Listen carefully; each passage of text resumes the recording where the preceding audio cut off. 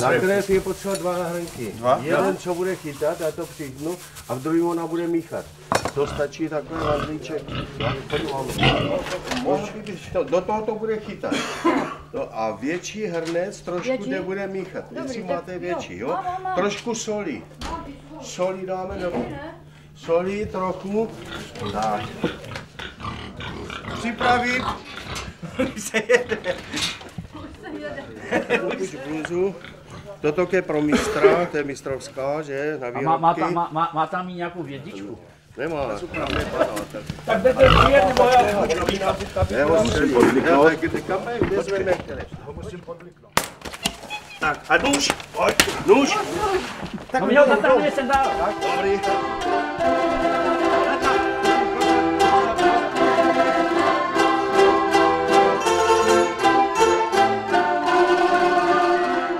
Smutným koncem čuníka začala pravá moravská zabíjačka v české vesnici v Rumunských horách.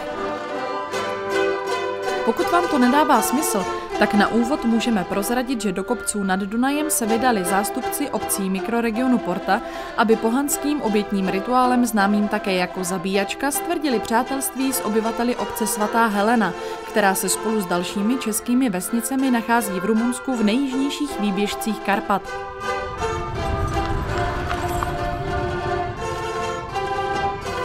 O tom, jak to vše začalo a jak to vůbec dopadlo, bude toto naše krátké cestopisné nahlédnutí do romanticky vyhlížejících frešků nad Dunajem, kam se dostanete po úzkých cestách plných serpentin a zákrut.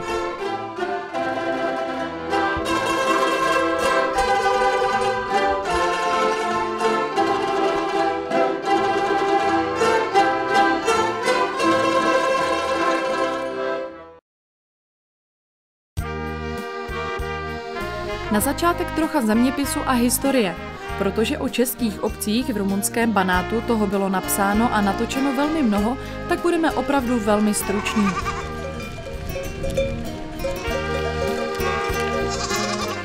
Češi sem přišli v první polovině 19. století, původně za prací ve zdejších lesích. Usadili se zde a založili několik osad, včetně Svaté Heleny, Gerniku nebo Rovenska. Dodnes si uchovali vazby s příbuznými v Čechách, udržují si svoje kulturní dědictví a mají zde například i českou školu.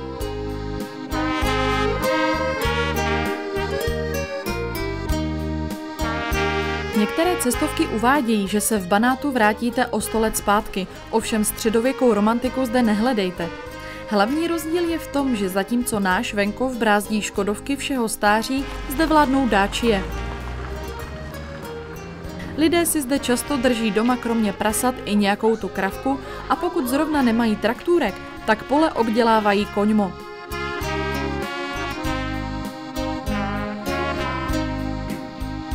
Asfaltky, penziony, čtyřkolky, čétečko ze satelitu, západní ojetiny z českých bazarů, turistické značky. To vše už sem přivála moderní doba a v nedalekém pennymarketu mají kolikrát větší výběr než u nás. Co vás ale určitě uchvátí, je nádherná příroda krasových kopců vypínajících se nad Dunajem, rozlehlé pastviny, poseté závrty, ve kterých mívají místní políčka, listnaté lesy připomínající původní krajinu naší Vysočiny, strmé svahy vedoucí k potůčkům s napajedly pro dobytek a hlavně vzdálenosti mezi vesnicemi, téměř v desítkách kilometrů. No a proč právě sem zavítal mikroregion Porta?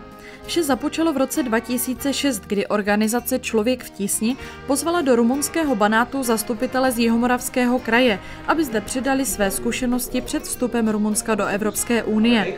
V roce následujícím jsem starosta Předklášteří Antonín Nahodil, který se účastnil této návštěvy a zdejší krajany a končiny si velmi oblíbil, přivedl Tišnovský fotoklub a výsledkem této návštěvy byla později úspěšná výstava fotografií v galerii Diana, uspořádaná ve spolupráci s mikroregionem Porta.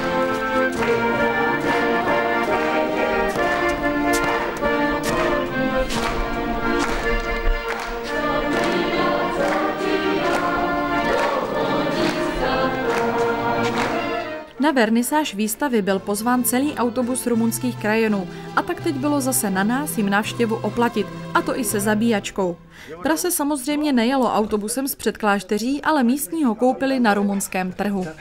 Chytáme další. Další chytáme. A krve hodně. No a potřebujeme hodně. No. Ono bude pumpovat. A pořád všechno krev, co... Já mu zapumpuju. A vy to pícháte jak na srdce? Na srdce, jo. Tak, dobrý. Máme všechno. A taky jde. Kam na srdce? Do kterých míst? Tady hned pod lopatku. Tady? No a já pak bych zbral krev. No, pumpuje. Já bych bral krev. No, no, doma, tady taky ne na srdce. Taky. Kolik, kde máme tu bránku, na čem to byl humpat? Já bych vzal dveře? Prasata si ve chlívku moc okolních krás neužijí a ovcím by mohli závidět. Z pastvisek nad svatou Helenou je nádherný výhled nejen na celou obec, ale i na Dunaj, který zde tvoří hraniční čáru mezi Rumunskem a Srbskem.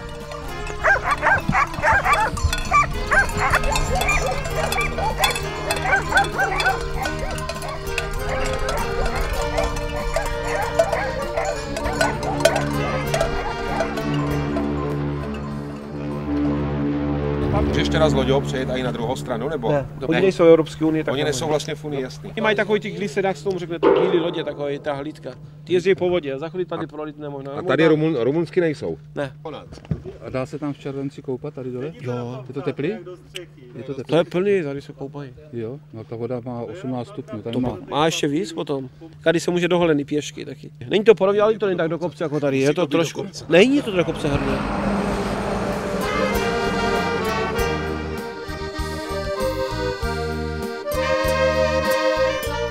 Nad vesnicí najdete také hřbitov, který vypadá díky pestré výzdobě z umělých květin velmi exoticky. Podobně jsou zde však zdobeny i kříže a boží muka v okolí.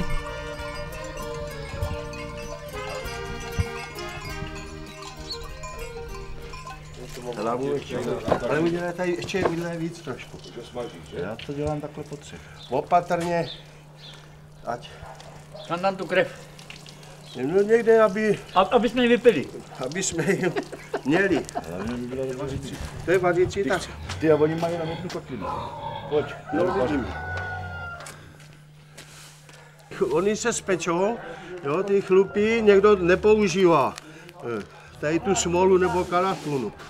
Ono, ty chlupice, lepší se to škrabě, že se to...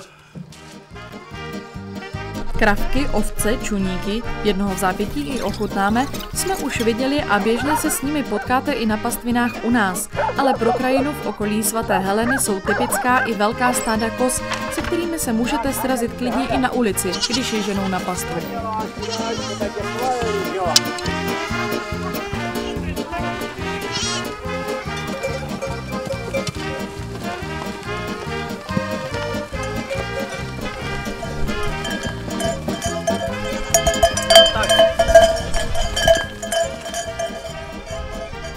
Tak toto jsou.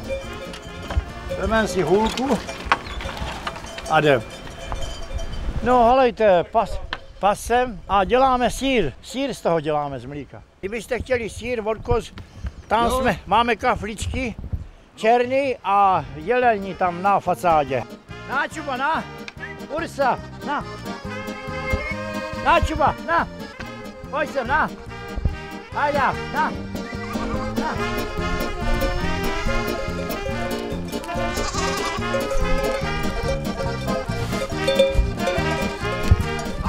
Hajda, pojď se mnou.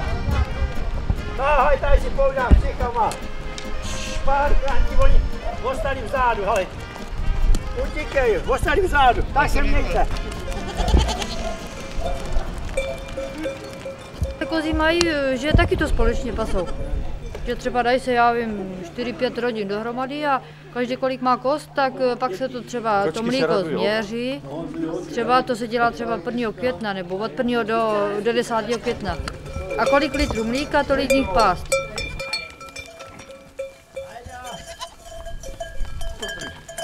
Já takhle. Ne, pust to.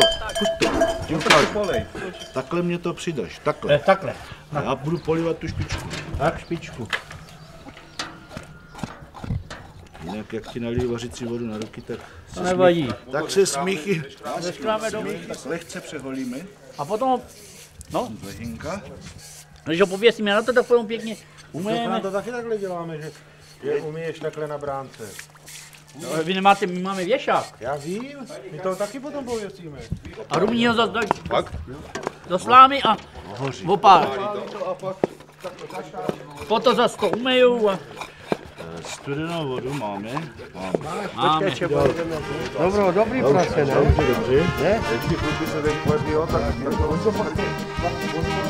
práce, Tak aby to umázal, aby nechujela to. Tak, dělá. Zemědělství bylo dříve hlavním zdrojem obživy zdejších obyvatel a i dnes spousta lidí hospodaří, i když chodí do zaměstnání do obcí v údolí.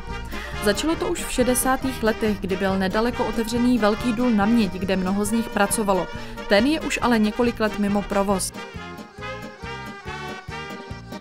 Kamenitá krajina sice příliš úrodná pole nemá, ale místní si s tím dokázali poradit.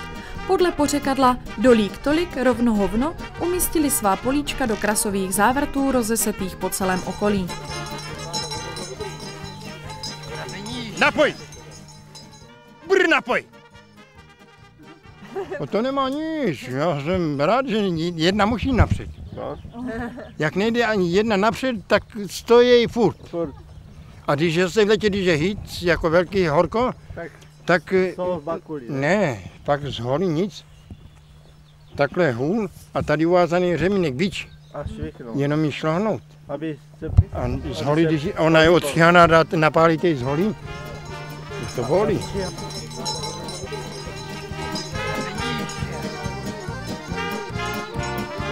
Kromě těchto typických známek krasové oblasti jsou v okolí i dlouhé jeskyně a vývěry, ze kterých se napájí dobytek a klukům slouží k tajemným objevům.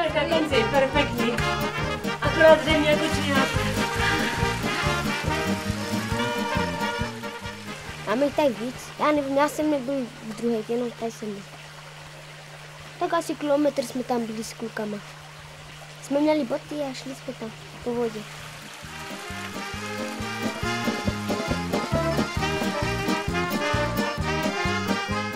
Závrty v blízkosti vesnice bohužel slouží i jako skládky smetí a zřejmě vás toto svérázné nakládání s odpadem asi zarazí, protože lidé jsou zvyklí všechno vozit do příkopů a jam za vesnici a za ekologicky smýšlejícího je považován ten, kdo po sobě alespoň celou hromadu zapálí.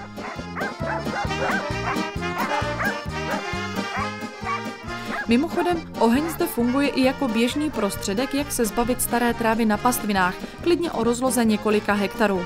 Když je nejhůř, umlátí oheň lopatami. No tak musíme novou zástěru.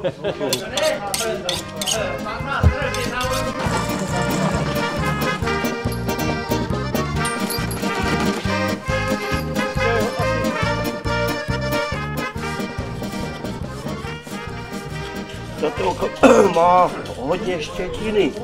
Takový to drží. To drží. Včera jsme se na to chystali a... Ale dneska to nemůžeme vyndat. Mám sekeru, sekáč. Sekáček má. Vzal jsem si. Vezmi ten zámek, Zdeno. Počkej, oddělej ruky. Tak. No, Sekeru. buchlo. Sekeru. Já to nechci, abych... Kladívko. Kladívko. Kladívko máme? Máš kladivo nebo sekeru? Vyprat, jo? No, nechat ve vodě. Vypláchneme, vyhodíme ledviny. Běžte dál, oni musí vyhnat krávy. Aha. Skovte si. Nic se nechce volat. On se tě pobojil, když máš sekeru, víš?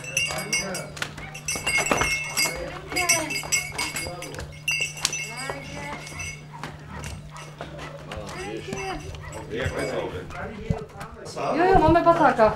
Který žene kolem, tak dajte. Nastřílte.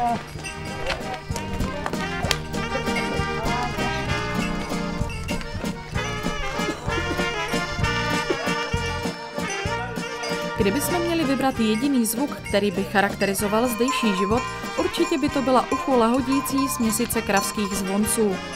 Dobytek zde nehlídá jako u nás elektrický ohradník, ale najatý valach. Tak krajané nazývají zdejší Rumuny, který ráno krávy odvede a večer zase vrátí. Každá má přitom vlastní zvonec, takže celé stádo tvoří jednu velkou zvonkohru.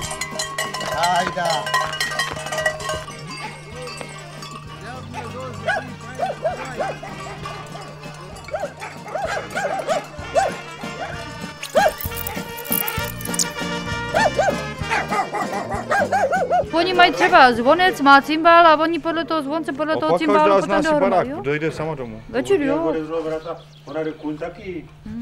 A nebo nad podzim, když není už nic po polích, tak je vyžereme ráno, večer přijdu. Když máš třeba novou, si pořídíš žádlo, za 14 dní, 3 neděli už víka má. Ještě dřív, za 2-3 dní. Za 2-3 dní. Tady máš žádlo.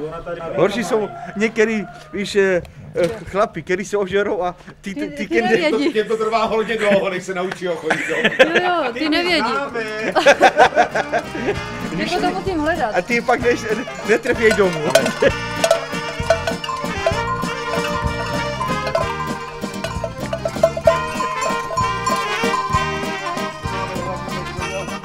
Kromu, no? Jako zaměstnaný, víš, 500 od krávy.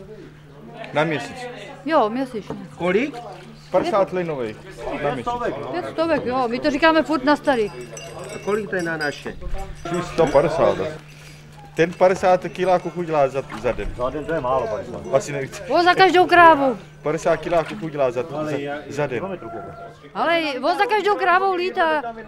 On má 35, a když to pustí do těch tamhle lesa, začíná utíkat. Tak 50 to je dost málo denně. Krávy se dříve používaly i v tahu, to se ovšem podepisovalo na jejich zdraví a dříve umíraly. Teď tuto práci zastanou traktory a popřípadě ještě koně, kterým ovšem není na prudkých cestách co závidět.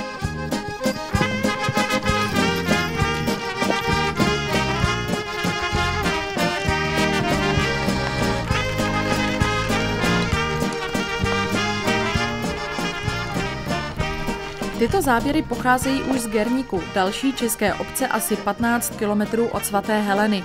Tam už si do hospody chlapi vyrazili i na 4kolce, kterými ještě nedávno trápili místní přírodu jen turisté.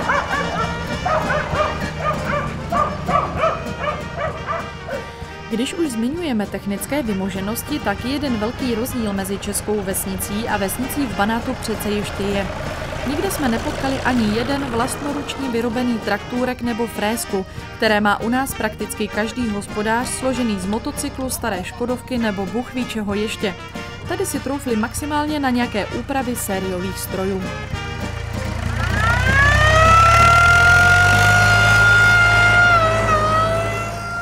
Já ti to seknu takhle.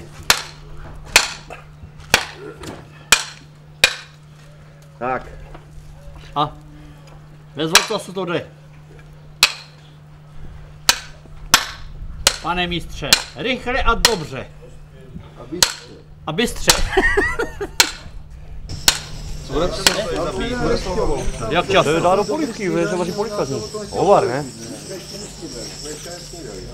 To nebude smrdit. Ne, to je plyn, to nestojí, to se oškrábe, omeje. Já ho opaluju doma celý, prase. Jako pověsím, tak ho opalím celý. To je čistý jak... Ťuky, kováříčku. Gokovej tu kobyličku. A nazdar. Nazdar. Máme to na polovičku, ne? Na slunku ne. Slunku ne.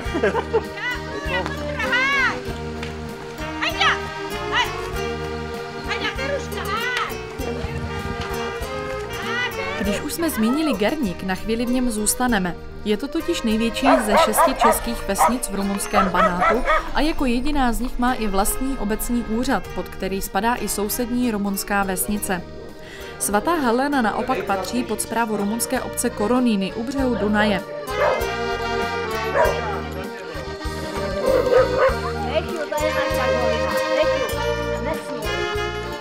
Návštěvníci se často přou, která z vesnic je více modernizovaná a postižená turistickým ruchem. Většinou vítězí svatá Helena, protože je dostupnější. Gerník je na tom ale prakticky úplně stejně a zástupy turistů míří i sem. S Helenou ho nově spojuje i červená značka klubu českých turistů.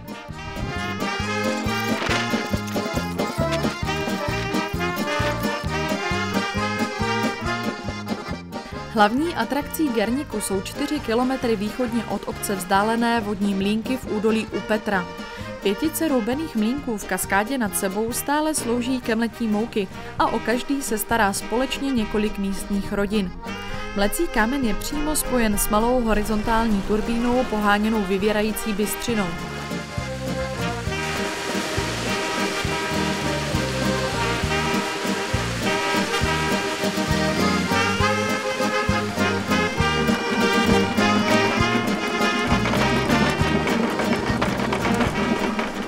Stejně jako na Gerniku, tak i v dalších obcích této části Karpat potkáte velké množství českých turistů, kteří si Banát oblíbili kvůli tomu, že je tady nádherná příroda, příjemní lidé, domluvíte se česky, nemusíte ani měnit peníze a to vše je necelý den jízdy z Čech přes Maďarsko a Rumunsko.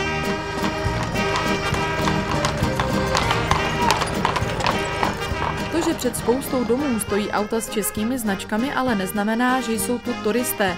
Místním se totiž vyplatí koupit si auto v Čechách a pak jednou za 2 roky s ním zajet zpátky na Technickou.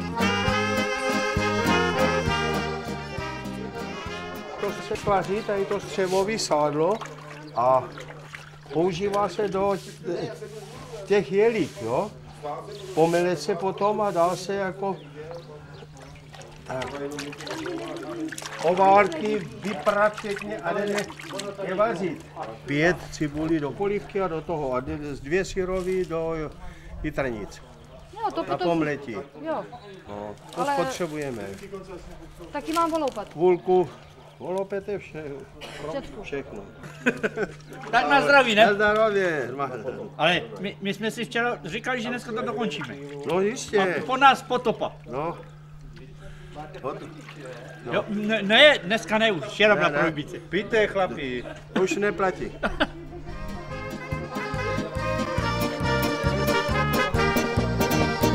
Musíme dělat. Místo v chlívku určitě nezůstane dlouho prázdné. Myšátka, jak místní salatům říkají, se dají sehnat buď na trhu, anebo je přivezou přímo do vesnice na korbě Dáčie. Ideální čas je po nedělní mši, kdy je hlavní ulice plná lidí.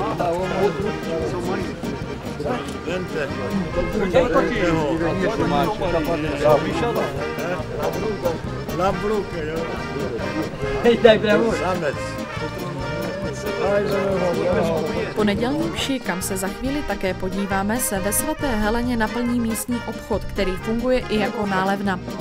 Popíjení mezi regály zarovnanými až ke stropu zbožím všeho druhu patří pro našince mezi nezapomenutelné zážitky a otevřeno to mají od brzkého rána až do pozdního večera. Točené pivo a kořalka můžete cít proudem.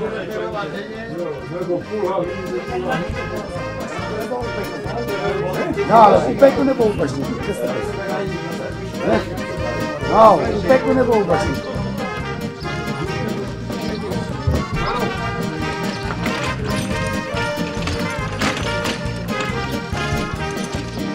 V jedné z uliček najdete i další malý obchůdek. Tady ty magnet na ledničku, potom mám takhle.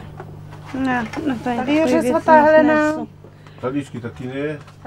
Taky nejde z talíčku. Vesnice má i klasickou hospodu a kvůli turistům vznikají další.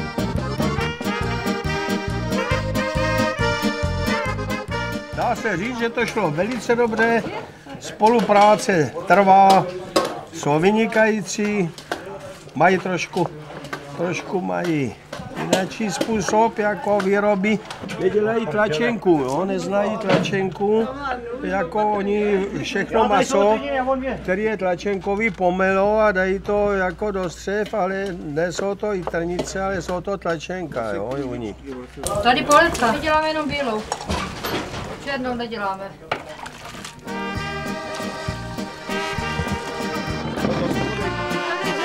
Pro účastníky zájezdu naklájíme bobar, krásně. To dáme do nějaký nádoby. Toto dáme do té nádoby, co odnesl tam jako ty kuže. Bobárek, už vám to tady chystám. Když už jsme zmiňovali nedělní mši, tak musíme zdůraznit, že zde není mše jedna, ale 2. Ve Svaté Heleně najdete jak katolický kostel, tak i baptistický, který si sbor upravil z opuštěného evangelického kostela.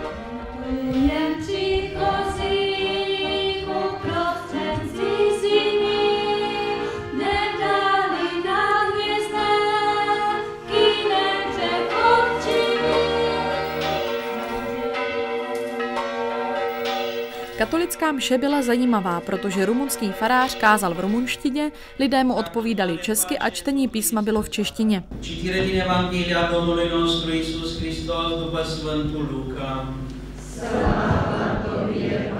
Farář sem jezdí několikrát do měsíce, jinak se o bohoslužby starají místní.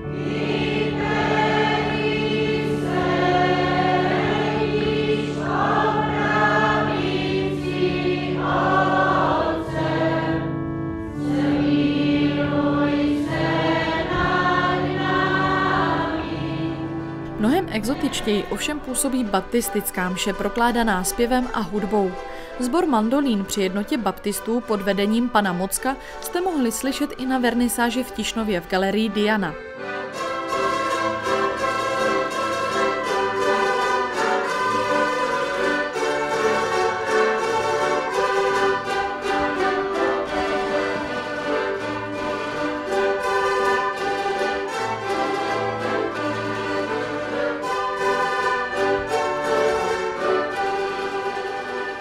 V neděli ráno, kdy byla většina lidí v kostelích, připravovali v místním kulturáku tišnovští fotografové malou výstavu fotografií, které zde pořídili během loňské návštěvy a které pak vystavovali v Dianě.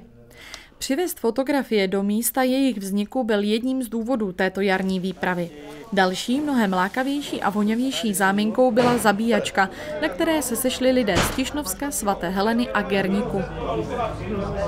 Družba už začíná.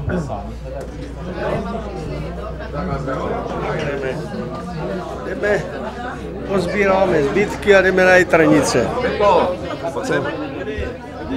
Jste se. Loni jsme se viděli. Starosta Řezky. Pojď sem, cestu ti ukážu, pojď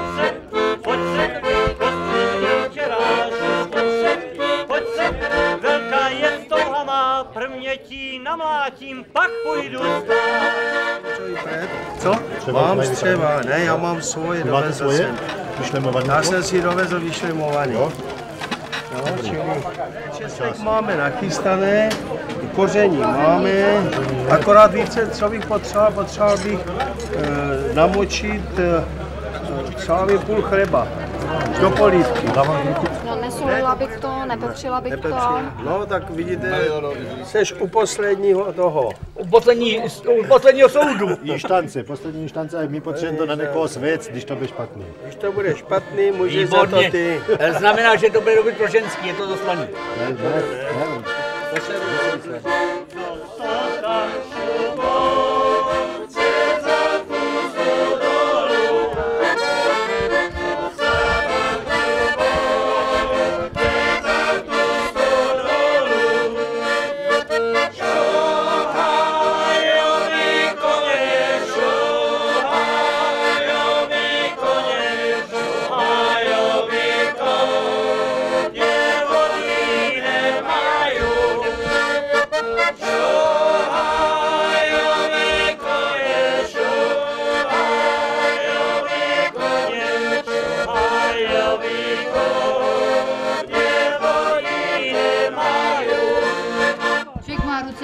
Ne, útena taky, ale no, když my s toho se živíme taky. Máme jenom důchodné a to je málo a tak za to držíme ty krávy, potom ještě něco vyprodáme na trhu a máš sýr nějaké, máš mlíko, máš takový, anebo když je nehoze, tak ho prodám. Jedu na trh a třeba na ten chleba nebo na něco si ještě vydělá. Není to hodně, je to málo, ale přece no. Já vám řeknu, máme 2 dcery, nechodí do školy, tak já třeba, co mi tchyně jako udělá, jako utržit těch peněz, ne sobotu, tak máme třeba holkám ve školy.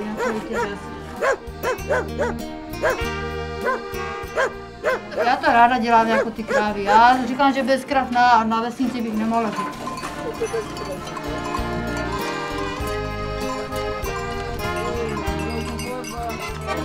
Počkej na mě, mé srdce, zastřelím ti zálice, aby se ti zalíbila myslivecká čepice. Králík nebo zajít?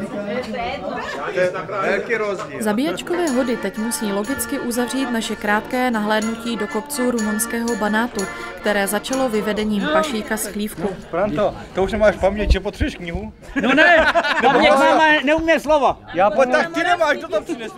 Pokud byste chtěli okusit něco ze zdejšího života nebo se ponořit do nádherné okolní krajiny, máte ještě příležitost. Otázka však je, jak dlouho zde bude ještě živo a útulno. Mladí často odcházejí do Čech za prací a na druhou stranu se sem hrnou turisté jak do skanzenu. Takže možná za nějaký čas se z celé oblasti stane něco na způsob indiánské rezervace pro turisty, anebo naopak vesnice díky podnikání znovu omládnou. Ať tak nebo tak, kouzlo panenské krajiny a drsného života v horách se postupně ztrácí. Ha ha ha!